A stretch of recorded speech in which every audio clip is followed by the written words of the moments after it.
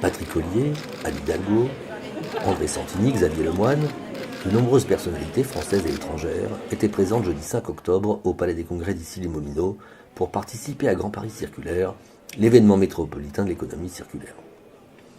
La manifestation, co-organisée par la métropole du Grand Paris et la ville de Paris, fait suite aux États généraux puis aux assises de l'économie circulaire, organisées par la capitale en 2015 et 2016. Le président de la métropole du Grand Paris a décrit les différents chantiers déjà mis en œuvre pour faire émerger une métropole résiliente, inclusive. La métropole, c'est l'intelligence collective à l'œuvre pour résoudre ce type de questions, a souligné Patrick Ollier. Cette manifestation vient ponctuer un travail que nous avons mené notamment par le biais de notre plan d'action circulaire, a déclaré Anne Hidalgo. Plusieurs tables rondes se sont déroulées tout au long de la journée. La progression de l'économie circulaire nécessite des décisions et des projets au niveau local, a fait valoir Juan Espadas, le maire de Séville. Nous pouvons fixer les objectifs au niveau européen et au niveau des États, mais le succès de l'économie circulaire tient à ce que de plus en plus d'initiatives voient le jour avec des citoyens au niveau local, a-t-il poursuivi. L'une des interrogations récurrentes de cette journée d'échange et de débat, organisée notamment par Xavier Lemoyne, conseiller métropolitain délégué à l'économie circulaire, a porté sur la part respective que doivent jouer les acteurs du terrain, les collectivités locales, les États, voire les institutions supranationales comme l'Union européenne.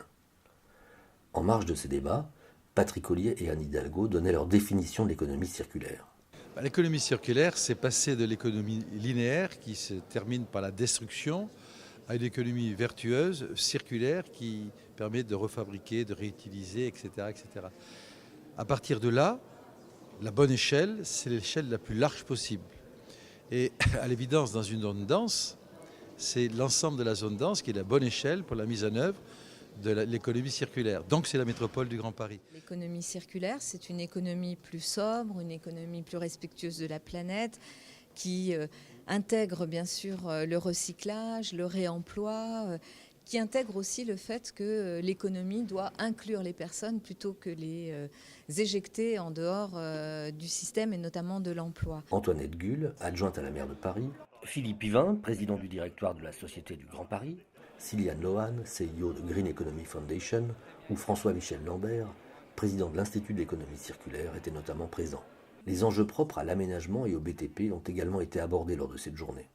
Des start-upers engagés dans l'économie circulaire sont venus pitcher leur entreprise.